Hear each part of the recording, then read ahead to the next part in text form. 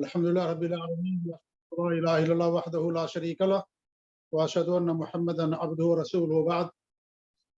معزز ناظرین وسامعین و مشاہدین، اللہ کے فضل و کرم اور اس کے احسان سے ہمارا یہ سلسلہ مسلسل چل رہا ہے، اور کتاب الجامع کا آخری باب باب ذکر و دعا کے اندر جو حدیثیں حافظ ابن حجر رحمۃ اللہ علیہ نے بیان کی ہیں، ذکر کیے ہیں، ان حدیثوں کی شرح ہمارے شیخ محترم فضیلۃ الشیخ ابو زید ضمیر حفظہ اللہ فرما رہے ہیں۔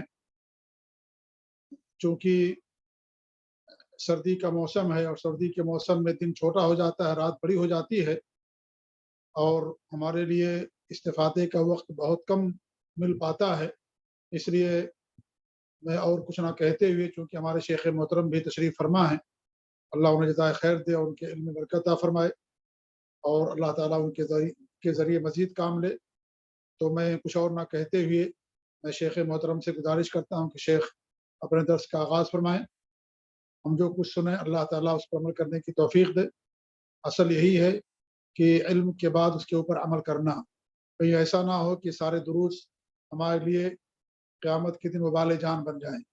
اس لیے یہ جو دروس دیے جاتے ہیں ان کا اصل مقصد یہی ہے کہ ان کا علم حاصل ہو، اور علم حاصل ہونے کے بعد ان پر عمل کیا جائے، یہی مقصد ہے اس طرح کے دروس کرانے کا۔ تو اللہ تعالیٰ سے ہماری یہی دعا ہے کہ اللہ تعالیٰ ہمیں سننے اور کہنے زیادہ عمل کرنے کی توفیق دے، آمین رب العالمین۔ اور میں شیخ محترم سے پھر دوبارہ گزارش کرتا ہوں کہ شیخ اپنے درس کا آغاز فرمائیں۔ اللہ تعالیٰ ان کے علم برکت عطا فرمائے، انہیں ان تمام کاوشوں کا دنیا اور آخرت میں بہترین بدلہ عطا فرمائے، آمین رب العالمین۔ جزاکم اللہ خیر، والسلام علیکم ورحمۃ اللہ وبرکاتہ۔ وعلیکم السلام ورحمۃ اللہ وبرکاتہ۔ ان الحمد للہ نحمده ونستعینه ونستغفره ونعوذ باللہ من شرور انفسنا ومن سیئات اعمالنا، من يهده الله فلا مضل له ومن يضلل فلا هادي له، واشهد ان لا اله الا الله وحده لا شريك له، واشهد ان محمدا عبده ورسوله، اما بعد، فإن خير الحديث كتاب الله، وخير الهدي هدي محمد صلى الله عليه وعلى آله وسلم، وشر الأمور محدثاتها، وكل محدثة بدعة، وكل بدعة ضلالة، وكل ضلالة في النار۔ قال الله تبارك وتعالى ولذكر الله أكبر۔ محترمی فضیلۃ الشیخ مختار احمد مدنی حفظہ اللہ، موقر اہل علم، میرے محترم دینی بھائیوں اور قابل احترام اور بہنوں، حافظ ابن حجر رحمہ اللہ کی کتاب بلوغ المرام سے آخری حصہ کتاب الجامع اور اس کا آخری باب باب الذکر والدعاء، اس کی احادیث کا ہم مطالعہ کر رہے ہیں، اور اخیر کی کچھ حدیثیں رہ گئی ہیں، تقریباً 17 حدیثیں باقی ہیں۔ ہم کوشش کریں گے کہ ان احادیث کا بہت تفصیل سے نہیں بلکہ اختصار کے ساتھ، لیکن جتنی ضروری وضاحت ہے اس وضاحت کے ساتھ میں ان احادیث کے معنی اور ان میں موجود احکام کو سمجھنے کی کوشش کریں۔ اللہ رب العالمین اس پورے سفر کو، جو اس کتاب کے اس حصے کو پڑھنے، سننے، سیکھنے میں ہم نے کیا ہے، اللہ تعالی ہمارے جمع ہونے کو، بیٹھنے کو، کہنے کو، سننے کو قبول فرمائے۔ اور جیسا کہ شیخ نے بھی کہا کہ صرف سننا کافی نہیں ہے، اور صرف باتوں کو نوٹ کرنا بھی کافی نہیں ہے، بلکہ اصل مقصود یہ ہے کہ انسان اس پر عمل کرے، اور یہی نجات کے لیے ضروری ہے۔ دوائی کا حاصل کرنا شفا کی یقینی ضمانت نہیں ہے، وہ ایک حصہ ہے۔ اس کے بعد ضروری ہے کہ انسان دوا استعمال بھی کرے۔ دوا جاننے سے شفا نہیں ملتی ہے، بلکہ دوا کھانے سے اللہ کی توفیق سے انسان کو شفا ملتی ہے۔ لہٰذا جہاں آدمی علاج کو اور حق کو جانے، زندگی کے مسائل کو جانے، ان کے حل کو جانے، وہیں ضروری ہے کہ اس حل کو اپنی زندگی میں نافذ بھی کرے، اس کا اہتمام عملی سطح پر بھی کرے، پھر اپنی کوشش کے بعد اللہ رب العالمین سے دعا بھی کرے، اس لیے کہ اللہ تعالیٰ سے دعا کرنا انسان کے لیے کوششوں کو نتائج تک پہنچانے کی یقینی ضمانت ہے۔ اللہ رب العالمین اگر توفیق نہ دے تو ہم کوشش بھی نہ کریں، اور اگر اللہ تعالیٰ ہماری کوششوں میں نتائج اور اس میں کامیابی نہ ڈالے تو کوششیں بھی ضائع ہو جاتی ہیں۔ تو یہ کچھ احادیث ہیں جو آخر میں رہ گئی ہیں، اور اللہ تعالیٰ سے امید ہے کہ ہم ان کو مکمل کریں گے انشاءاللہ۔ تو آج کی جو حدیث ہماری ہے یہ ترمذی ہی سے لی گئی ہے، اور ابن حجر رحمہ اللہ فرماتے ہیں وَلَهُ مِنْ حَدِيثِ أَبِي هُرَيْرَةَ رَفَعَهُ لَيْسَ شَيْءٌ أَكْرَمَ عَلَى اللَّهِ مِنَ الدُّعَاءِ وصححه ابن حبان والحاکم۔ امام ترمذی ہی سے ایک روایت آئی ہے جسے ابو ہریرہ رضی اللہ تعالیٰ نے روایت کیا ہے اور مرفوعاً روایت کیا ہے۔ رفعہ کا مطلب ہوتا ہے مرفوعاً روایت کیا ہے، یعنی بات ابو ہریرہ رضی اللہ تعالیٰ کی نہیں ہے، اسے موقوف کہا جاتا ہے، بلکہ یہ مرفوع ہے، یعنی انہوں نے اسے اللہ کے نبی صلی اللہ علیہ وسلم کا قول، آپ کی حدیث، آپ کا فرمان کے طور پر ذکر کیا ہے۔ لیس شیء اکرم علی اللہ من الدعاء، اللہ کے نزدیک دعا سے بڑھ کر کوئی چیز شرف والی نہیں، دعا سے بڑھ کر کوئی چیز معزز اور شرف والی اونچی نہیں ہے۔ اس حدیث کو امام ابن حبان نے اور حاکم نے روایت کیا ہے۔ علامہ مبارک پوری، عبد الرحمن مبارک پوری رحم اللہ فرماتے ہیں اس کی حکمت میں کہ کیوں دعا اتنی بڑی چیز ہے، اس سے دعا کی فضیلت معلوم ہوتی ہے کہ اللہ کے نزدیک دعا سے بڑھ کے کوئی عمل نہیں، کوئی چیز ایسا نہیں جو شرف والا ہو۔ اگر غور کیا جائے تو ہم دیکھیں گے کہ جتنی بھی عبادات ہیں، چاہے انسان اپنے مقال سے یا اپنے حال سے اللہ رب العالمین سے دنیا اور آخرت کے مسائل میں حل اور نجات اور کامیابی چاہتا ہے۔ دعا میں الفاظ کی صورت میں بھی آدمی بولتا ہے، الفاظ کی شکل میں اپنا مدعا بیان کرتا ہے، اپنا مطلوب اللہ کے سامنے بیان کرتا ہے، لیکن اگر آپ نماز دیکھیں جس میں قیام ہے، یا اسی طرح سے حج آپ دیکھیں عرفہ کا قیام ہے، یا اس طرح سے روزے کی حالت ہے، ان تمام حالتوں میں بندہ اپنے عمل کے ذریعے سے اللہ تعالیٰ سے عاجزی کرتا ہے، عبادت کرتے ہوئے دنیا اور آخرت کی کامیابی کا مطالبہ کرتا ہے، وہ خاموش زبان میں اللہ سے مانگتا ہے۔ لہٰذا دعا چاہے وہ زبان سے ہو یا عبادات میں عمل ہو، وہ سارا عمل خود یہ بھی دعا ہی کی ایک شکل ہے۔ اسی لیے آپ نے دیکھا کہ شیخ ابن عثیمین رحمہ اللہ فرماتے ہیں الدعاء هو العبادہ، اس حدیث کی شرح میں فرماتے ہیں کہ ہر عبادت دعا ہے اور ہر دعا عبادت ہے، کیونکہ آدمی عبادت میں بھی اپنے عمل کے ذریعے سے اللہ سے مطالبہ کر رہا ہوتا ہے، اجر و ثواب کا، مسائل کے حل کا، نصرت کا، آخرت کی کامیابی کا۔ تو دعا اتنی اونچی کیوں ہے؟ اور ہر عمل میں اللہ سے ایک اعتبار سے مطالبہ ہے، ہر عبادت میں اللہ سے مطالبہ ہے، کم از کم آخرت میں اجر ثواب کا مطالبہ ہے، جہنم سے نجات کا مطالبہ ہے، پھر مزید دنیا میں بھی مطالبہ ہے، مدد کا، نصرت کا۔ تو کہتے ہیں ایسا کیوں؟ کہتے ہیں لِأَنَّ فِيهِ إِظْهَارَ الْفَقْرِ وَالْعَجْزِ وَالتَّذَلُّلِ وَالْإِعْتِرَافِ بِقُوَّةِ اللَّهِ وَقُدْرَتِهِ۔ دعا اتنی اونچی کیوں، اتنا عظیم شان عمل کیوں؟ کہتے اس لیے کہ اس میں انسان اپنے فقر، عجز اور تذلل کا اظہار کرتا ہے، اپنے فقر کا اظہار کرتا ہے ملکیت کے اعتبار سے، وسائل کے اعتبار سے، میرے پاس کچھ بھی نہیں ہے، میں فقیر ہوں، مال کے اعتبار سے ہو یا اسی طرح سے دنیا کے ساز و سامان اور اسباب کے اعتبار سے ہو جو کامیابی کے لیے ضروری ہے، تو اپنی فقیری کا اعتراف کرتا ہے، اسی طرح سے اپنی عاجزی کا اعتراف کرتا ہے، جسمانی اعتبار سے بھی کوشش کرنے کے اعتبار سے انسان عاجز ہے جب تک کہ اللہ اس کی مدد نہ کرے، اسی طرح سے اپنے تدلل کا اظہار کرتا ہے کہ میں کمتر ہوں، میں غنی نہیں ہوں، میں مستغنی نہیں ہوں، میں عاجز ہوں، میں کمزور ہوں، مجھے مدد کی ضرورت ہے، تو میں چھوٹا ہوں، اللہ بڑا ہے۔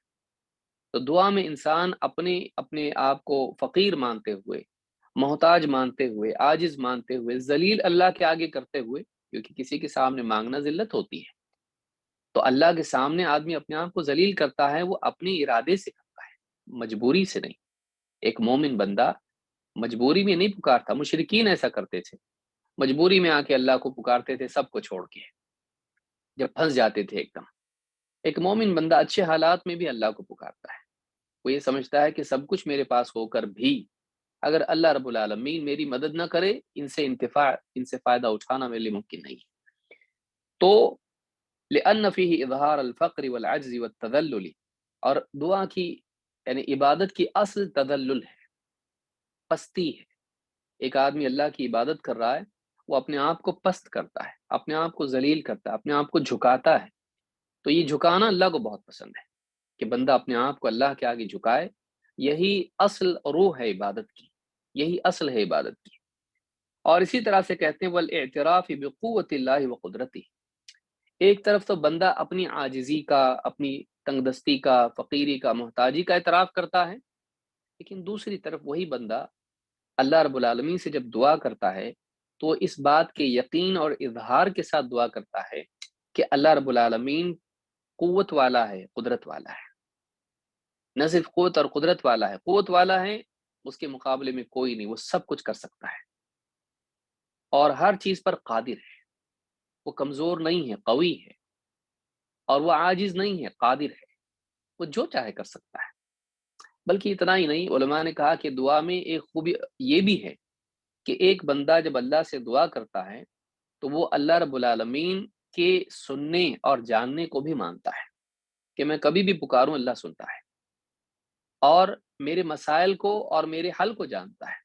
میں اگر ڈھنگ سے بیان نہ بھی کروں تو اللہ کو معلوم ہے، اور میرا مسئلہ بھی معلوم، حل بھی معلوم، اور اتنی قدرت ہے کہ وہ ساری چیزیں مجھے دے جو میں مانگ رہا ہوں۔ اور اسی کے ساتھ ساتھ یہ بھی مانتا ہے کہ اللہ رب العالمین کے پاس ہے اور اللہ دیتا ہے، وہ سخی ہے۔ آگے حدیث بھی آئے گی اس بارے میں کہ وہ سخی ہے، سخاوت اس کے پاس ہے، وہ کریم ہے کہ اس کے پاس کچھ کم نہیں ہے۔ اور زیادہ کسی کے پاس ہوتا ہے لیکن پھر بھی وہ کنجوس ہوتا ہے، تو زیادہ ہونا اس بات کی علامت نہیں کہ سخاوت ہوگی۔ اللہ کے پاس زیادہ ہے اور وہ سخی بھی ہے، وہ کریم بھی ہے، اس کے پاس ہے بھی اور وہ دیتا بھی ہے۔ تو یہ ساری چیزیں انسان کے ایمان کی تجدید ہوتی ہے۔ جب بندہ اللہ سے دعا کرتا ہے تو نہ صرف وہ اپنی حاجت کو پاتا ہے، اپنے مقصود اور مطلوب کو پاتا ہے، بلکہ وہ اس دعا کے ذریعے سے اس سے بڑی ایک چیز پاتا ہے، اور وہ ہے ایمان کی ترقی۔ اللہ سے مانگنا اسے اللہ سے قریب کر دیتا ہے، اللہ سے مانگنا اسے اپنی اصل حیثیت یاد دلاتا ہے، اللہ سے مانگنا اسے اللہ رب العالمین کی عظمت کا استحضار کراتا ہے۔ تو دعا ایک اعتبار سے حاجات کے پانے کا ذریعہ ہے، اس میں کوئی شک نہیں، لیکن یہ اس سے بڑی ایک چیز اس کی ہے دعا میں، وہ یہ کہ ایمان کی تجدید اس سے ہوتی ہے، اللہ کا قرب نصیب ہوتا ہے۔ اسی لیے آپ دیکھیں قرآن میں اللہ نے فرمایا وَإِذَا سَأَلَكَ عِبَادِي عَنِّي فَإِنِّي قَرِيبٌ أُجِيبُ دَعْوَةَ الدَّاعِ إِذَا دَعَانِ، کہ جب میرے بندے نبی آپ سے میرے بارے میں پوچھیں تو آپ کہیے میں تو قریب ہوں، اور دعا کرنے والی کی دعا کو سنتا ہوں، قبول کرتا ہوں، عطا کرتا ہوں۔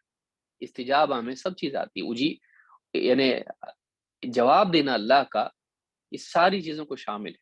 استجابت، اللہ تعالیٰ اس کو سنتا ہے، اس دعا کو قبول کرتا ہے، اور اللہ رب العالمین وہ عطا کرتا ہے جو بندے نے مانگا ہے۔ تو یہ ساری چیزیں اس میں آتی ہیں۔ تو آپ دیکھیں اللہ نے قریب کا لفظ ذکر کیا ہے یہاں پر، معلوم ہوا کہ بندہ جب اللہ تعالیٰ سے دعا کرتا ہے تو اللہ کی قربت کو پاتا ہے، اور اس سے بڑھ کے کیا نعمت ہو سکتی ہے۔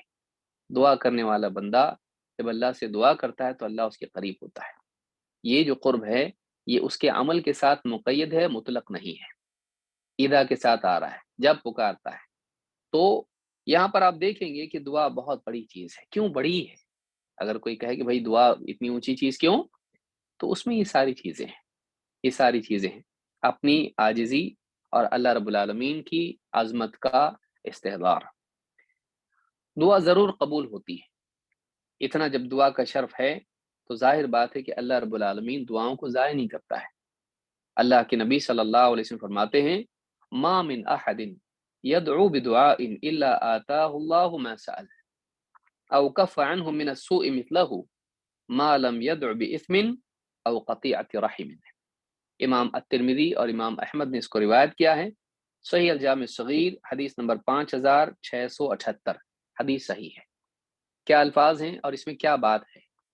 آدمی کہہ رہا ہے کہ جب اللہ تعالیٰ دیتا ہے تو ہم کو تو نہیں دیا اب تک، کوئی آدمی کہہ سکتا ہے۔ تو اللہ کے ہاں دعا قبول کرنا کئی اعتبار سے ہوتا ہے۔ اولاً تو دعا کا تو اجر ملتا ہی ہے کہ دعا کرنا خود اس کے لیے ثواب کا ذریعہ بنتا ہے، اور اس کے جو بھی ثمرات ہیں اس کو ملتے ہیں۔ لیکن عطا کے اعتبار سے، مانگی ہوئی چیز کے اعتبار سے کیا ہوتا ہے؟ دو باتیں یہاں بیان کی گئی ہیں۔ ما من احد یدعو بدعاء، جو بھی بندہ اللہ تعالیٰ سے کوئی دعا کرتا ہے، الا آتاہ اللہ ما سأل، تو اللہ تعالیٰ یا تو اس کو وہ دے دیتا ہے جو اس نے مانگا تھا، گھر مانگا گھر دے دیا، شفا مانگی شفا دے دی، مال مانگا مال دے دی، جو مانگا دے دیا۔ کبھی ایسا ہوتا ہے، او کف عنہ من السوء مثلہ، یا اللہ تعالیٰ جو مانگا ہے وہ نہیں دیتا ہے، بلکہ اس کو اسی طرح سے جتنی دعا جو چیز مانگی تھی اسی کے مثل، اسی کے یعنی اعتبار سے کوئی بڑی برائی مصیبت پریشانی ہوتی ہے، اللہ رب العالمین اس کو روک لیتا ہے۔ او کف عنہ من السوء مثلہ، کہ اللہ تعالیٰ اسی کے اس کی دعا میں جو دعا تھی اس کے بقدر، اسی کے مطابق، اسی کی طرح کوئی پریشانی کوئی مصیبت بلکہ عذاب اگر ہو اللہ کا، اللہ تعالیٰ اسے روک لیتا ہے بندے کے دعا کرنے کی وجہ سے۔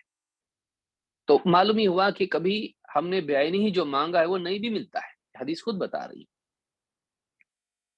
تو کوئی آدمی یہ نہ کہے کہ بھائی آپ تو کہتے ہو کہ اللہ دعا قبول کرتا، پھر کیوں نہیں کی؟ حدیث خود بتا رہی کہ دوسری چیز بھی ہے، کبھی کبھی جو مانگا ہے، موٹر مانگ رہا ہے لیکن ایکسیڈنٹ سے بچایا اللہ تعالیٰ نے، ایسا بھی تو ہو سکتا ہے۔ موٹر مل جائے اور ایکسیڈنٹ ملے، چاہیے نہیں، موٹر نہیں دیں گے اور ایکسیڈنٹ سے بچائیں گے۔ تو کبھی انسان جو بعینی ہی مانگا ہے اس کو نہیں ملتا ہے، اس سے کبھی یہ نہیں سوچنا چاہیے کہ میں نے مانگا اور اللہ نے کیوں نہیں دیا۔ اس بات کا یقین رکھنا چاہیے کہ بہت ممکن ہے اللہ رب العالمین نے اگر بعینی ہی وہ نہیں دیا جو میں نے مانگا، اور ڈیٹ نکل گئی، کبھی ایسا بھی ہوگا نا فلاں ڈیٹ کو اللہ مجھے یہ کر دے، اور وہ ڈیٹ نکل گئی، نہیں ملا وہ، تو اللہ نے دعا قبول نہیں کی، قبول کی لیکن وہ چیز نہیں دی جو مانگی تھی، بلکہ ایک مصیبت سے نجات دے دی۔ ہم نہیں جانتے کیا مصیبت آنے والی تھی، ہم مستقبل نہیں جانتے اپنا۔ تو دعا ایسی عظیم الشان چیز ہے، ایسا عظیم الشان عمل ہے کہ اللہ اس کو ضائع نہیں کرتا ہے، لیکن مانگا ہے وہی دے دے گا ضروری نہیں، کبھی مصیبت سے بھی بچاتا ہے، بلکہ زیادہ ضروری ہے ایک انسان کو دنیا کی نعمتیں ملے، اس سے بڑھ کر یہ ہے کہ وہ مصیبت سے محفوظ رہے، مصیبت سے محفوظ رہے۔ لیکن اس میں ایک شرط یہ بتائی گئی، ما لم یدع باسم او قطیعۃ رحم، ہاں بشرطے کہ آدمی کسی گناہ کی دعا نہ کرے یا قطع رحمی کی دعا نہ کرے، یعنی دعا اللہ قبول کرتا ہے اور عطا کرتا ہے، لیکن ایسی دعا وہ نہیں ہونی چاہیے جس میں گناہ کی بات ہو، کہ کوئی آدمی لاٹری میں پیسہ لگائے اور اللہ سے دعا کرے کہ اللہ میرا نمبر لگ جائے، کہ کوئی آدمی فلم دیکھنا چاہتا اور دعا کر رہا اللہ مجھ کو ٹکٹ دلا دے، تو یہ ساری خرافات ہیں۔ اللہ تعالیٰ گناہ کی دعا نہیں، اللہ قبول نہیں کرتا ہے۔ اور اسی طرح سے قطیعۃ رحم، یعنی قطع رحمی اس میں نہ ہو، انہیں ظلم و زیادتی کی دعا نہ ہو، رشتے ناطے توڑنے کی دعا نہ ہو، بدسلوکی کی دعا نہ ہو کسی سے، اے اللہ اتنی طاقت دے کہ میں سارے رشتہ داروں کو مار پیٹ کر کے ان پہ غالب آ جاؤں، وہ لوگ اچھے ہیں یہ برا ہے، دعا کر رہا ہے اللہ تعالیٰ سے ایسی اتنا پیسہ دے کہ میں سب کو ذلیل کروں، سب کے میں جو ہے رشتے ناطے تو، یا پھر کسی کے لیے ایسی دعا کرے جس کا وہ مستحق نہیں ہے، کہ اللہ فلاں کی بیٹی کا رشتہ ہی نہیں ہو، فلاں کی بیٹی کا رشتہ ہی نہیں ہو کیونکہ میری بیٹی کا نہیں ہو رہا ہے، تو اب ایسی بد دعا کسی کے لیے کر رہا ہے، یہ قطع رحمی ہے، یہ رشتہ داروں سے صلہ رحمی کے اصولوں کے خلاف ہے، رشتہ داروں کے ساتھ اچھے سلوک کے خلاف ہے، اس نے کیا بگاڑا ہے تیرا؟ لیکن حسد کی وجہ سے تو دعا کر رہا ہے، اس کے لیے بری دعا کر رہا ہے رشتہ دار کے لیے، تو قطع رحمی کی دعا نہیں ہونا چاہیے، ایسی کوئی دعا نہ ہو جس میں قطع رحمی ہو۔ تو اس حدیث سے بات معلوم ہوتی کہ کبھی بھی عین ہی وہ چیز نہیں ملتی ہے، تو یہ نہیں سمجھنا چاہیے کہ اللہ دعا قبول نہیں کرتا ہے، بلکہ دعا قبول ہوئی اور اللہ نے تجھ کو بچایا، ضروری نہیں کہ اللہ بچائے اور بتائے، وہ بچاتا ہے لیکن بتاتا نہیں ہے۔ بندے کو یاد رکھنا چاہیے کہ اللہ تعالیٰ نے ہم کو ہاتھ پاؤں دیے، بتایا اللہ نے نہیں، اللہ نے سب کچھ دیا، اور ہم پیدا ہونے کے بعد پھر قرآن پڑھے تو معلوم پڑا کہ ہاں اللہ نے یہ ہم کو دیا ہے، لیکن کسی کو بتایا نہیں اللہ تعالیٰ نے، بے نہیں وہ چیز نہیں ملتی جو مانگی، بلکہ اللہ کبھی مصیبت سے نجات دیتا ہے۔ اسی طرح سے یہ بھی ایک یعنی بات ہے کہ کیا ہم مصیبت سے پہلے دعا کریں، کہ مثال کے طور پر کوئی آدمی صحت مند ہے اور دعا کرے اللہ بیماری سے بچا، کریں کہ نہیں کریں؟ خواہ مخواہ نیگیٹو تھنکنگ کیوں ہو، کوئی آدمی ایسا سوچ سکتا ہے؟ اللہ کے نبی صلی اللہ علیہ وسلم نے فرمایا الدعاء ينفع مما نزل ومما لم ينزل فعليكم عباد اللہ بالدعاء.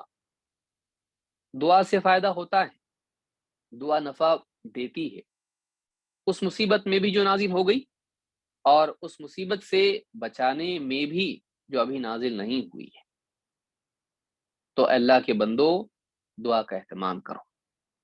معلوم یہ ہوا کہ دعا صرف آئی ہوئی مصیبت سے نجات کے لیے نہیں، جو مصیبت نہیں آئی اس سے حفاظت کے لیے بھی کی جا سکتی ہے.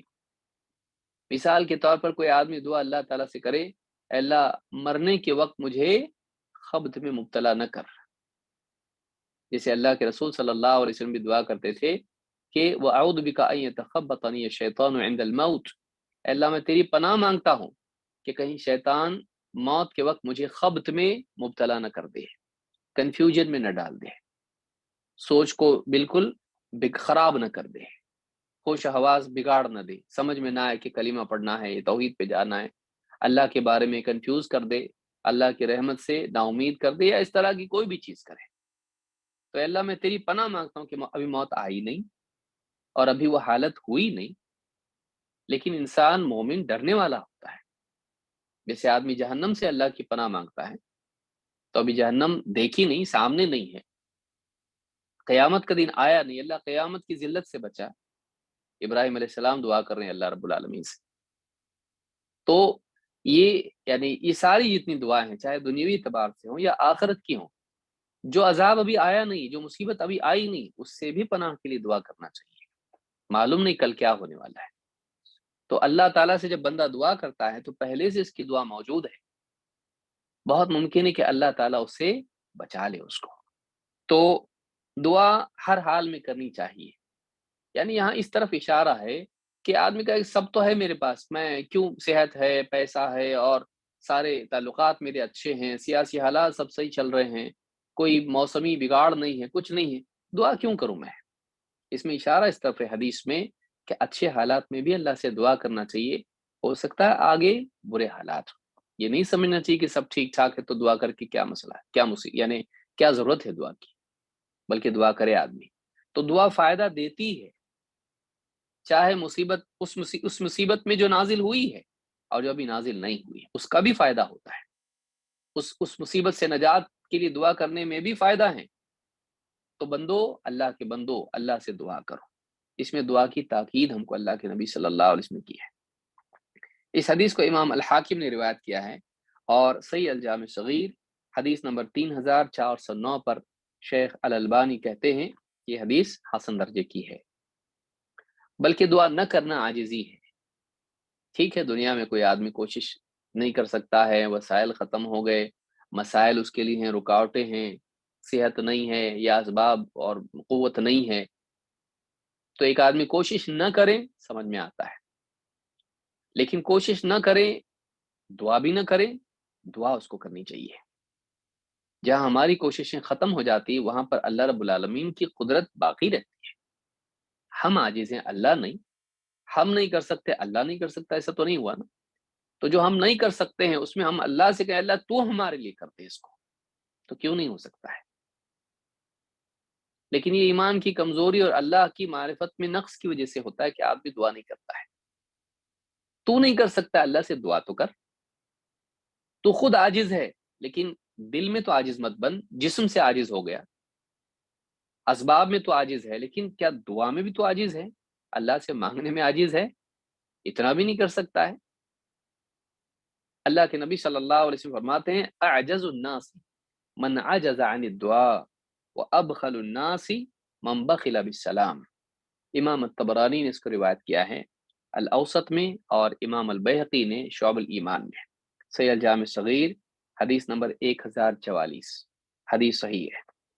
اللہ کے رسول صلی اللہ علیہ وسلم فرماتے ہیں سارے لوگوں میں سب سے عاجز وہ ہے جو دعا کرنے سے بھی عاجز ہو جائے.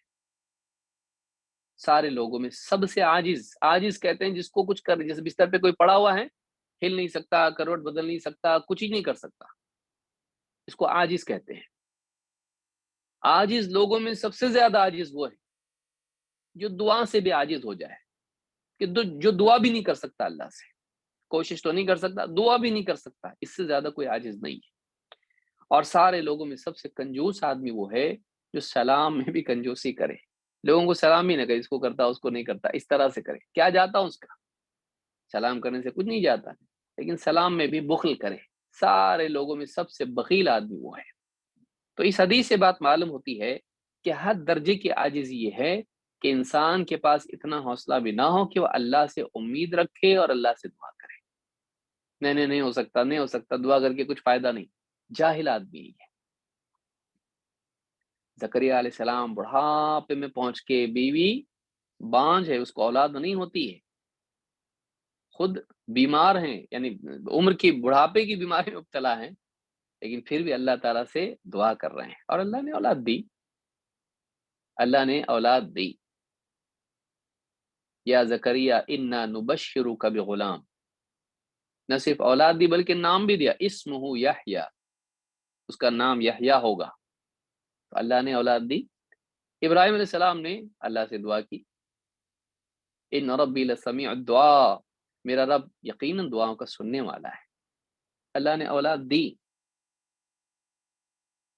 یونس علیہ السلام کو مچھلی کے پیٹ سے نکالا، رسول اکرم صلی اللہ علیہ وسلم کی کئیوں مقامات پہ نصرت کی۔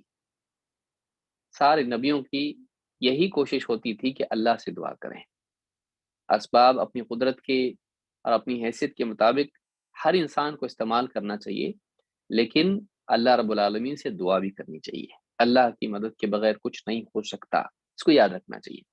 لیکن جو آدمی دعا ہی نہ کرے، نہیں ہو سکتا، اس سے زیادہ عاجز کوئی نہیں، نا امید نہیں ہونا چاہیے۔ دعا نہ کرنا نا امیدی کی علامات میں سے ایک علامات ہے، یا تو نا امیدی کی علامت ہے یا پھر وہ تکبر کی علامت ہے۔ ان الذین یستکبرون عن عبادتی سیدخلون جہنم داخرین۔ تو یہ بات یاد رکھنی چاہیے۔ اسی طرح سے دعا نہ کرنا اللہ کو پسند بھی نہیں، اللہ غصہ ہوتا ہے۔ اللہ کے نبی صلی اللہ علیہ وسلم فرماتے ہیں انہ من لم یسأل اللہ تعالی یغضب علیہ، جو آدمی اللہ تعالیٰ سے دعا نہیں کرتا، مانگتا نہیں، اللہ تعالیٰ اس پر غصہ ہوتا ہے، اللہ اس پر غصہ ہوتا ہے۔ امام ترمذی نے اس کو روایت کیا ہے، سیل جامع صغیر حدیث نمبر 2418، حدیث صحیح ہے کہ جو انسان اللہ سے دعا نہیں کرتا، اللہ اس پر غصہ ہوتا ہے، یعنی دعا نہیں کرنے والا اللہ کی ناراضگی میں ہوتا ہے۔ یہ بری بات ہے کہ آدمی اللہ سے دعا نہ کرے، اتنا بڑا ہو گیا تو، اتنا ہے تیرے پاس کہ دعا نہیں کرتا، تو اللہ کو مانتا ہے پھر دعا کیوں نہیں کرتا؟ اللہ دینے تیرے پاس سب ہے، اللہ کا محتاج تو نہیں مانتا اپنے آپ کو، کیسا بندہ اللہ کا؟ اللہ غصہ ہوتا ہے اس پر جو اللہ سے دعا نہ کرے۔ بعض علماء نے ایک شعر بھی اس تعلق سے ذکر کیا ہے، لا تسألن بني آدم حاجة وسل الذي أبوابه لا تحجب، الله يغضب إن تركت سؤاله وبني آدم حين يسأل يغضب۔ کہتے ہیں کہ لا تسألن بني آدم حاجة، آدم کی اولاد سے اپنی حاجت مت مانگ، یعنی انسانوں سے، بنی آدم سے اپنی حاجات کا مطالبہ مت کر، سوال مت کر۔ وسل الذي أبوابه لا تحجب، بلکہ تو اس سے مانگ جس کے دروازے کبھی بند نہیں ہوتے، جس کے دروازے عطا کے کبھی بند نہیں ہوتے۔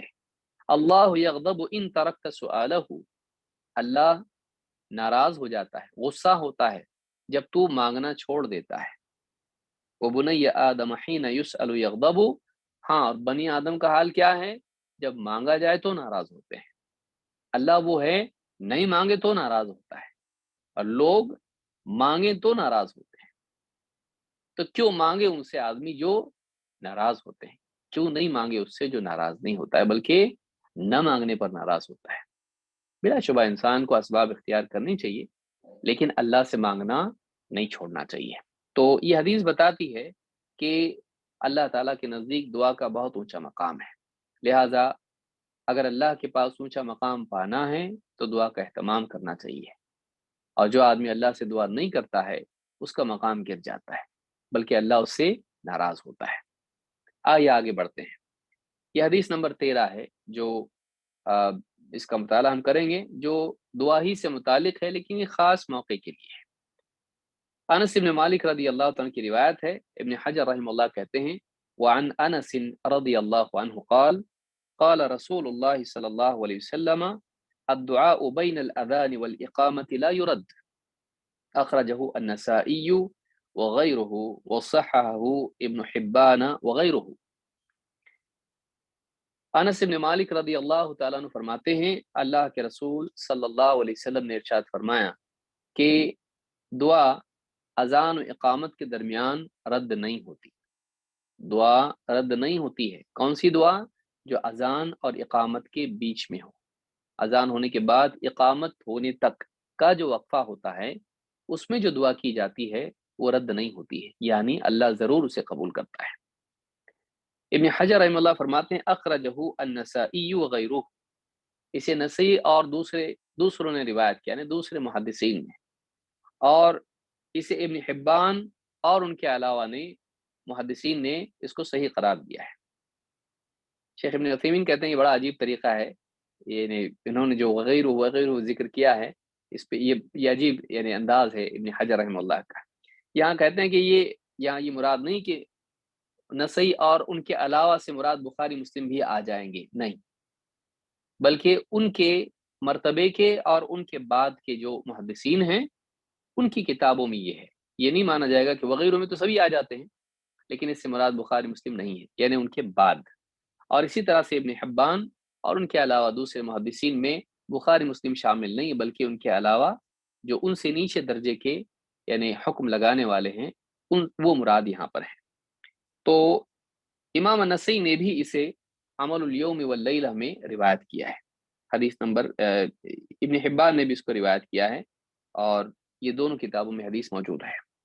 ایک اور حدیث جو اسی باب میں ہے جسے ابو یعلا رضی اللہ تعالیٰ نے روایت کیا ہے، اور حضرت انس ہی سے وہ روایت آئی ہے جس میں الفاظ قدر مختلف ہیں اور ایک زیادتی اس میں ہے۔ کہتے ہیں کہ اللہ کے رسول صلی اللہ علیہ وسلم نے فرمایا الدعاء بین الاذان والاقامت مستجاب، لا ترد کی کہ معنی کیا ہے؟ اذان اور اقامت کے درمیان دعا مقبول ہوتی ہے، قبول کی جاتی ہے۔ فدعو، تو تم دعا کرو، یعنی اللہ کے نبی صلی اللہ علیہ وسلم نے تاکید کی، اس میں تاکید کی کہ تم اذان اور اقامت کے درمیان دعا کرو۔ امام ابو یعلا نے اس کو روایت کیا ہے، اور صحیح الجامع صغیر حدیث نمبر 3405 حدیث صحیح ہے۔ اسی طرح سے عبداللہ ابن عمر رضی اللہ تعالیٰ عنہما کہتے ہیں کہ ان رجلا قال لرسول اللہ صلی اللہ علیہ وسلم، ایک شخص نے اللہ کے رسول صلی اللہ علیہ وسلم سے کہا یا رسول اللہ ان المؤذنین یفضلون باذانہم، کہ اللہ کے رسول یہ مؤذن لوگ ہم سے فضیلت پا گئے ہم لوگوں پر اپنی اذان کے ذریعے سے، پوری قوم تو اذان نہیں دے سکتی نا، لوگوں میں ایک ہی اذان دے گا، تو مؤذن تو فضیلت پا گئے، ہم کو نہیں مل رہی وہ فضیلت جن کو مؤذن مقرر کر دیا گیا ہے۔ مؤذن عموماً اس زمانے میں ایک آدمی ہوا کرتا تھا جو اپنی مسجد میں اذان دیتا تھا، جیسے حضرت بلال رضی اللہ تعالیٰ تھے وہی اذان دیتے تھے، اور عبداللہ ابن ام مکتوم، تو یعنی ایک خاص آدمی ہی اذان دیتا تھا۔ تو کہا کہ مؤذن ہم پر فضیلت پا گئے، وہ ہم کو نصیب نہیں ہو رہی ہے۔ فقال رسول اللہ صلی اللہ علیہ وسلم، آج دیکھیے غور کرنے کی چیز ہے کہ اس زمانے میں مؤذن کو ایک خاص فضیلت کا حامل سمجھا جاتا تھا۔ آج ہمارے معاشرے میں مؤذن کی وہ قیمت نہیں جو اس زمانے میں ہوا کرتی تھی، یہ بہت ہی افسوس کی چیز ہے۔ بلکہ مؤذن تو کیا، آپ دیکھیے علماء کا وہ مقام نہیں ہے، علماء کو اور مؤذنین کو خادم سمجھا جاتا ہے۔ تو جو قوم اپنے بڑوں کو خادم سمجھنے لگے تو ایسی قوم کیسے عزت پائے گی؟ جو عزت والوں کو عزت والا نہ سمجھے۔ علماء کی کیا قدر ہے آپ سمجھ سکتے ہیں؟ معاشرے کے اندر پروفیسر کی زیادہ عزت ملے گی آپ کو، عالم کی کم ملے گی۔ تو یہ امت کے زوال کی علامات میں سے ہے، اس کو یاد رکھنا چاہیے۔ تو کہا کہ مؤذنین ہم سے فضیلت میں بڑھ گئے اپنی اذان کے ذریعے سے۔ فقال له رسول اللہ صلی اللہ علیہ وسلم قل کما یقولون، کہا کہ یعنی ظاہر بات ہے مؤذن کس وجہ سے بڑھ گیا، وہ کچھ خاص کلمات کہہ کے لوگوں کو نماز کے لیے بلاتا ہے، تو آپ نے فرمایا ٹھیک ہے، تم بھی وہی کہو جو مؤذن کہتا ہے، قل کما یقولون، جیسا مؤذن کہتے ہیں تم بھی کہو، فَإِذَا انْتَهَيْتَ، جب تو رک جائے، یعنی جب اس کی اذان ختم ہو اور تو جواب ہر بات کا دے، اللہ اکبر جو بھی کلمات کہتا ہے، جیسا وہ کہتا ہے تو کہتا چلا جا، ہاں سوائے حی علی الصلاح اور حی علی الفلاح کے، اس وقت میں کیا کہنا ہے، جیسا دوسری حدیثوں میں آیا ہے، لا حول ولا قوت الا باللہ، لا حول ولا قوت الا باللہ، بس اتنا کہنا ہے۔ تو کہا کہ فَإِذَا انْتَهَيْتَ فَسَلْ تُعْطَى، جب اذان کا جواب دینا تیرا ختم ہو جائے تو سل، مانگ، تعطا، ملے گا۔ اذان جب ہو جائے اور تو اذان کا جواب دے دے، اس کے بعد دعا کر، تجھے عطا کیا جائے گا، یعنی اللہ تعالیٰ اس وقت دعا کرنے پر عطا کرتا ہے۔ تو حکم مانگنے کا ہے اور وعدہ عطا کا ہے۔ جب اللہ کے نبی صلی اللہ علیہ وسلم فرما رہے ہیں تو عطا ملے گا، تو تیرے لیے بھی ایک فضیلت ہے۔ اگر معذرین کے لیے وہ بات ہے، اب ظاہر بات معذرین کی ایک فضیلت وہ بھی ہے کہ جتنے لوگ نماز کو آئیں گے سب کا ثواب اس کو ملے گا، یہ تو اس کے لیے نہیں ہے، لیکن یہ ہے کہ تیرے لیے مانگنے کا موقع ہے کہ تو جو مانگے گا اللہ تعالیٰ تجھ کو دے گا۔ تو اس حدیث کو امام احمد، ابو داؤد، نسائی، ابن حبان نے روایت کیا ہے، اور صحیح الجامع صغیر حدیث نمبر 4403 حدیث صحیح ہے۔ تو اس سے معلوم یہ ہوتا ہے کہ اذان کی انتہا پر، یہاں پر یاد رکھنا ضروری، دوران اذان نہیں ہے، اسی لیے کہا کہ فَإِذَا انْتَهَيْتَ، جب تو اذان تیری ختم ہو جائے، جواب دینا ختم ہو جائے، فَسَلْ تُعْطَى، پھر اس کے بعد دعا کر، تجھے عطا کیا جائے گا۔ اسی لیے اگلی حدیث میں کوئی شبہ باقی نہیں رہنا چاہیے۔ اللہ کے رسول صلی اللہ علیہ وسلم فرماتے ہیں اذا نودی بالصلاۃ فتحت ابواب السماء واستجیب الدعاء، جب اذان ہوتی ہے، جب نماز کے لیے اذان دی جاتی ہے، فتحت ابواب السماء، آسمان کے دروازے کھول دیے جاتے ہیں، آسمان کے دروازے کھول دیے جاتے ہیں، واستجیب الدعاء، اور دعا قبول کی جاتی ہے، یعنی دعا قبول کی جاتی ہے جب اذان ختم ہونے کے بعد بندہ اللہ سے کچھ بھی مانگے، اللہ اس کو عطا کرتا ہے۔ امام ابو داؤد الطیالسی نے اور اسی طرح سے امام ابو یعلا نے اسے روایت کیا ہے، اور صحیح الجامع صغیر حدیث نمبر 818 پر شیخ الالبانی کہتے ہیں کہ یہ حدیث صحیح ہے۔ مزید ایک خاص دعا بھی اس باب میں آئی ہے جو اذان کے بعد کرنی چاہیے، چونکہ اسی سیاق میں اس لیے میں اس کو ذکر کر رہا ہوں۔ اللہ کے رسول صلی اللہ علیہ وسلم فرماتے ہیں اذا سمعتم المؤذن، جب تم مؤذن کو اذان دیتا سنو، فقولوا مثل ما یقول، تو تم بھی ویسے کہتے چلے جاؤ جیسے وہ کہتا ہے، ثم صلوا علیہ، پھر جب اذان ہو جائے تو تم مجھ پر درود پڑھو، مجھ پر درود پڑھو، فإنه من صلى علی صلاۃ صلی اللہ علیہ بها عشرا، اس لیے کہ جو مجھ پر ایک مرتبہ صلات بھیجتا ہے، اللہ تعالیٰ اس پر 10 مرتبہ صلات بھیجتا ہے۔ اللہ کا بندے کی پر صلات بھیجنا یہ ہے کہ اللہ تعالیٰ فرشتوں کے سامنے بندے کی تعریف کرتا ہے، یعنی اللہ کے ہاں قابل تعریف ہونا بہت بڑی قابل تعریف چیز ہے، تو ایک انسان کو چاہیے کہ وہ نبی صلی اللہ علیہ وسلم پر درود پڑھے۔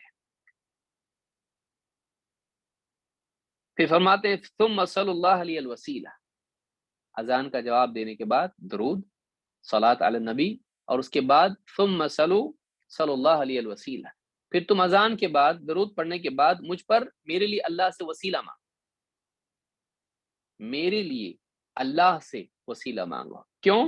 فإنها منزلة في الجنة لا تنبغي إلا لعبد من عباد الله، اس لیے کہ وسیلہ جنت کا ایک خاص مقام ہے جو اللہ کے سارے بندوں میں سے بس ایک ہی بندے کو ملنے والا ہے، وأرجو أن أكون أنا هو، اور مجھے امید ہے کہ وہ بندہ میں ہی ہوں گا، مجھے امید ہے کہ وہ بندہ میں ہی ہوں گا۔ فمن سأل لي الوسیلہ حلت له الشفاعہ، تو جو بھی بندہ، جو بھی مسلمان میرے لیے اللہ تعالیٰ سے وسیلہ مانگے کہ ہمارے نبی کو اللہ وسیلہ دے دے، تو یہ جو دعا پوری آگے حدیث میں آئی ہے، تو وہ جو دعا اللہ سے مانگے، فمن سأل لي الوسیلہ حلت له الشفاعہ، تو میری سفارش قیامت کے دن اس کے لیے حلال ہو جائے گی۔ تو جو نبی صلی اللہ علیہ وسلم کے لیے وسیلہ مانگے، آپ اس کے لیے قیامت کے دن سفارش کریں گے۔ تو یہ اس کے لیے کامیابی کا زینہ بن جائے گا کہ نبی صلی اللہ علیہ وسلم کی سفارش کا حقدار وہ بنے گا۔ اس حدیث کو امام مسلم نے کتاب الصلاح میں حدیث نمبر 384 پر روایت کیا ہے۔ تو معلوم ہوا کہ اذان جب ہوتی ہے 3 کام ہونے چاہیے: اذان کا جواب، اس کے بعد درود، اس کے بعد وسیلے کی دعا۔ اللہ کے نبی صلی اللہ علیہ وسلم فرماتے ہیں من قال حين يسمع النداء، وہ کیا دعا ہے وہ بھی حدیث میں آئی ہے، من قال حين يسمع النداء، جو آدمی اذان کے وقت یہ دعا کرے، یعنی اذان سن کے ختم ہونے کے بعد، جیسا کہ حدیث میں آیا ہے یہ دعا کرے، اللهم رب هذه الدعوة التامة والصلاة القائمة آت محمدا الوسيلة والفضيلة وبعثه مقاما محمودا الذي وعدته حلت له شفاعتی یوم القیامہ۔ جو آدمی یہ دعا کرے اذان سن کے، یعنی اذان کے اختتام پر درود پڑھ کے، اور پھر یہ دعا پڑھے، کیا اللہم رب هذه الدعوة التامة، اے اللہ اس کامل دعوت کے رب، والصلاة القائمہ، اور اس قائم ہونے والی نماز کے رب، آت محمد الوسیلہ والفضیلہ، محمد صلی اللہ علیہ وسلم کو وسیلہ عطا فرما، یعنی جنت کا مقام آپ کو دے دے، ہم دعا کر رہے ہیں تجھ سے ہمارے نبی کے لیے، والفضیلہ، اور آپ کو فضیلت عطا فرما۔ ساری مخلوق پر اللہ نے فضیلت دے رکھی ہے، وہ فضیلت، خصوصی فضیلت آپ کو عطا فرما، اور اس کے علاوہ جو بھی فضائل ہیں، وبعث مقاما محمودا الذی وعدتہ، اور آپ کو مقام محمود عطا فرما جو جس کا تو نے آپ سے وعدہ کیا ہے، یعنی شفاعت۔ حدیث میں صاف آیا ہے کہ مقام محمود سے مراد شفاعت ہے۔ تو جو آدمی یہ دعا کرے گا اس کے لیے میری شفاعت قیامت کے لیے، قیامت کے دن حلال ہو جائے گی، یعنی اسے نصیب ہوگی۔ امام البخاری نے کتاب الآذان میں اس کو روایت کیا ہے، حدیث نمبر 614۔ تو یہ فضیلت اس چیز کی ہے کہ ایک انسان اذان کے بعد دعا کرے، اذان و اقامت کے درمیان دعا رد نہیں ہوتی ہے۔ اس میں بعض علماء نے یہ ذکر کیا ہے کہ بہت سے لوگ یعنی نماز کے لیے آتے ہیں تو عین جماعت کھڑی ہوتی تب آتے ہیں، وہ لوگ اکثر اس فضیلت سے محروم رہتے ہیں۔ لیکن جیسا کہ سلف کا معمول تھا، اللہ ہم کو بھی توفیق عطا فرمائے، کہ اذان کے وقت میں مسجد میں موجود رہتے تھے عموماً، الا یہ کہ کوئی عذر ہو، تو وہ آدمی اگر جلدی آتا ہے تو اس کو یہ وقت مل جاتا ہے کہ اقامت سے پہلے وہ کچھ دعا بھی کر لے۔ لیکن جو آدمی عین جماعت کھڑی ہونے کے بعد آتا ہے تو ایسا آدمی وہ نہیں کر پاتا ہے، عموماً وہ بھاگ دوڑ میں ہوتا ہے اور یہ نصیب نہیں ہوتا ہے، الا یہ کہ کوئی آدمی اذان سنتا اور اس کا جواب دے کے پھر دعا بھی کرتا۔ تو اس بات کو بھی یاد رکھنا چاہیے کہ دنیا کی بھاگ دوڑ میں انسان کی زندگی نکل جاتی ہے اور آخرت کے لیے نیکی جمع کرنے کا موقع ضائع ہو جاتا ہے، ایسا نہیں ہونا چاہیے۔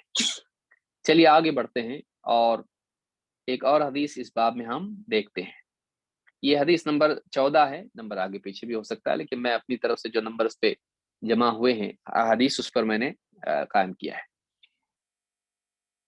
وعن سلمان رضی اللہ عنہ قال قال رسول اللہ صلی اللہ علیہ وسلم ان ربکم حیی کریم یستحیی من عبده اذا رفع الیہ یدیہ ان یردہما صفرا، اخرجہ الاربعۃ الا النسائی وصححہ الحاکم۔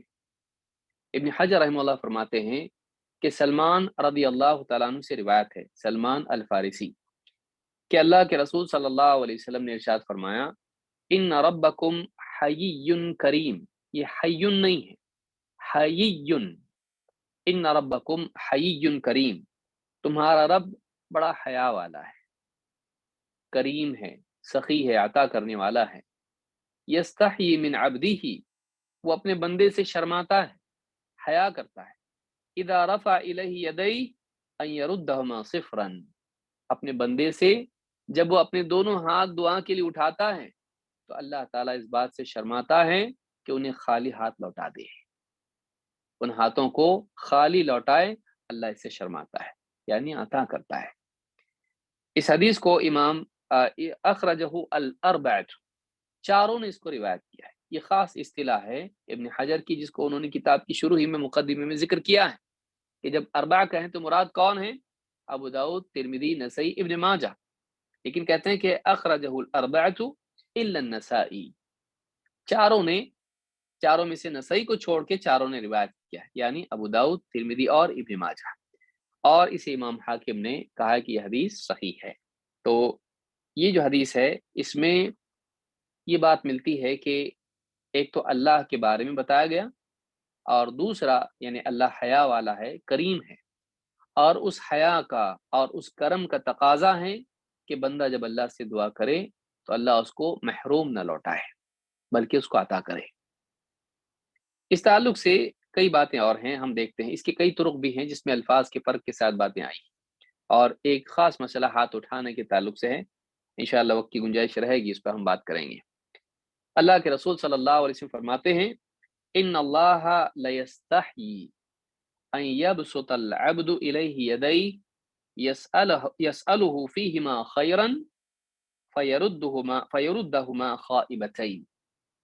یہ مسند احمد کی روایت ہے، حدیث نمبر 23714، کہ اللہ تعالی حیا کرتا ہے کہ ان یبسط العبد الیہ یدیہ، کہ بندہ اپنے دونوں ہاتھ دعا میں اس کی طرف اٹھائیں، پھیلائیں، یسألہ فیہما خیرا، اور ان میں وہ اللہ سے خیر طلب کر رہا ہو، یعنی ان دونوں ہاتھوں میں اللہ خیر ڈال دے، مجھ کو عطا کر، تو خیر کی دعا کر رہا ہو، فیردہما خائبتین، اللہ شرماتا ہے کہ کئی ان دونوں ہاتھوں کو خالی لوٹا دے، خالی لوٹانے سے وہ شرماتا ہے۔ تو اس حدیث میں خاص جو لفظ ہے وہ یہ کہ یسألہ فیہما خیرا، جیسا کہ پہلے بھی ہم دیکھ چکے ہیں کہ گناہ کی دعا نہیں ہونا چاہیے، کہ اللہ کوئی آدمی کہے کہ دیکھو حدیث میں آیا ہے کہ اللہ تعالیٰ ہاتھ اٹھائے تو جو مانگے دے دیتا ہے، تو کوئی آدمی حرام چیز اللہ سے مانگے تو نہیں، کوئی غلط بات اللہ سے مانگے نہیں، بلکہ خیر کی دعا کرے، وہ جو شریعت کی روشنی میں خیر ہو، ایسی کوئی دعا اللہ سے کرتا ہے تو اللہ تعالیٰ اس سے شرماتا ہے کہ اس کے ہاتھوں کو خالی لوٹائے۔ اس حدیث میں اللہ تعالیٰ کے دو نام یا دو صفات ذکر ہوئی ہیں۔ ظاہر بات ہے کہ ہر نام سے کوئی صفت ظاہر ہوتی جو اصولوں میں سے ہے، اللہ کے اسماء صفات کے اصول ہیں، ان میں سے ایک اصول یہ ہے کہ اللہ کا ہر نام اس سے اس کے جو معنی اس نام میں ہیں اس صفت پر مبنی ہوتا ہے، یعنی اس سے وہ صفت ظاہر ہوتی ہے، اس میں وہ صفت ہوتی ہے، مستلزم ہوتی ہے۔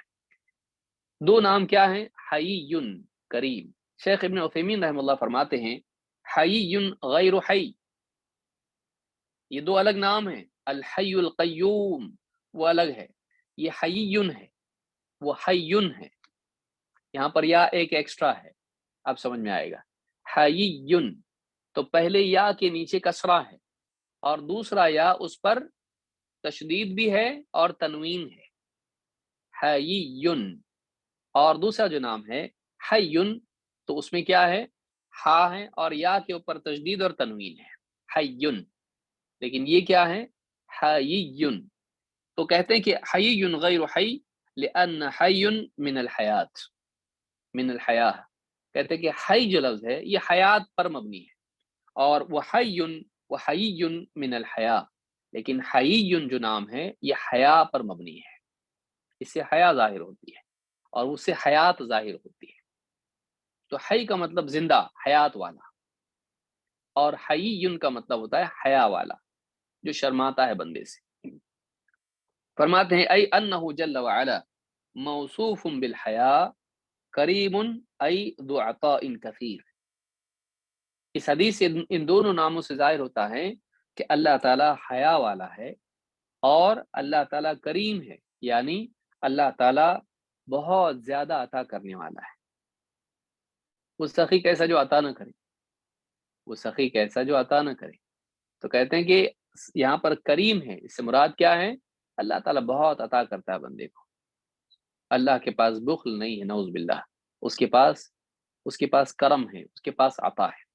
تو فتح ذی الجلال والاکرام میں بات انہوں نے کہی ہے۔ اسی طرح سے ایک اور روایت ہے جس میں اللہ کے نبی صلی اللہ علیہ وسلم فرماتے ہیں ان اللہ رحیم حی کریم، تین نام یہاں پر آئے ہیں۔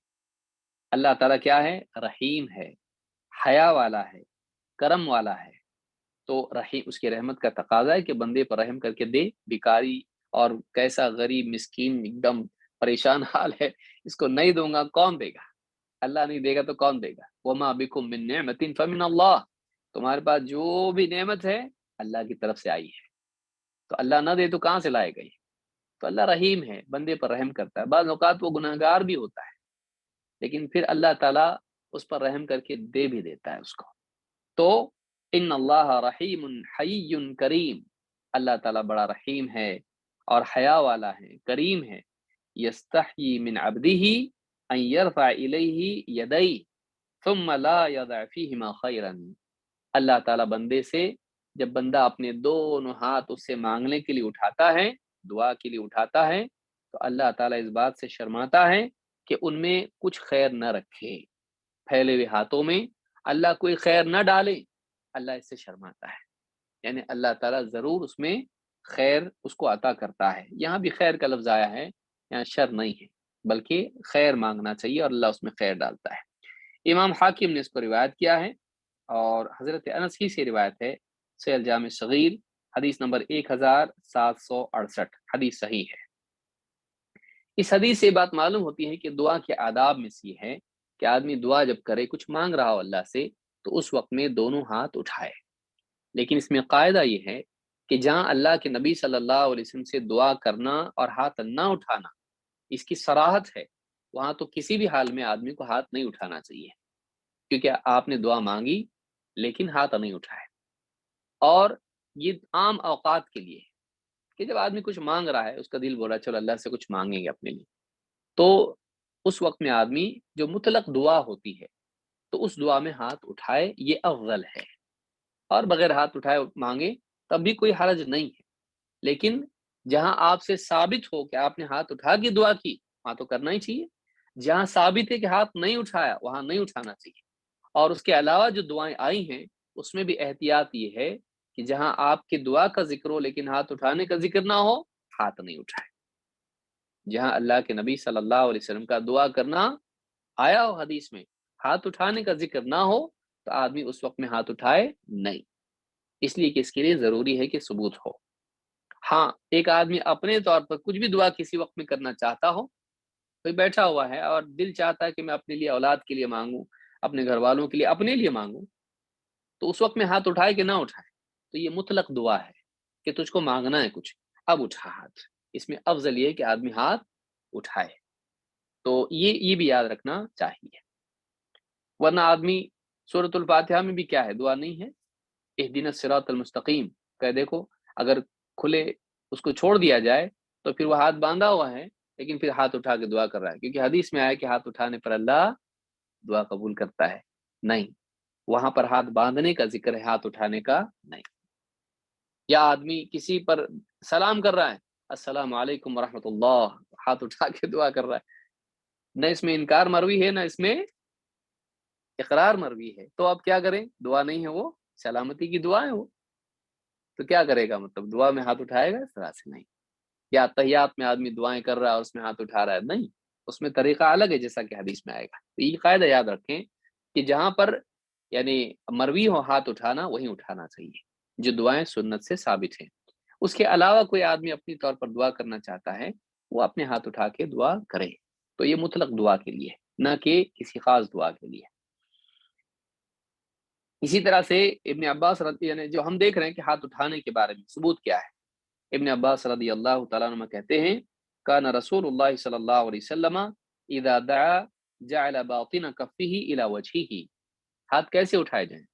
फरमाते हैं कि अल्लाह के रसूल सल्लल्लाहु अलैहि वसल्लम जब दुआ करते तो अपने दोनों हथेलियां अपने चेहरे की तरफ रखते। दोनों हथेलियां कहाँ रखते? अपने चेहरे के सामने। तो जअल बातिन कफ्फिही इला वजहिही, तो अपने इस तरह से चेहरे के सामने दोनों हाथ रखते हैं। इमाम तबरानी ने अल कबीर में इसको रिवायत किया है, अल मौजमुल कबीर में, और सही अल जामे सगीर हदीस नंबर 4721 पर शेख अलबानी कहते हैं यह हदीस सही है।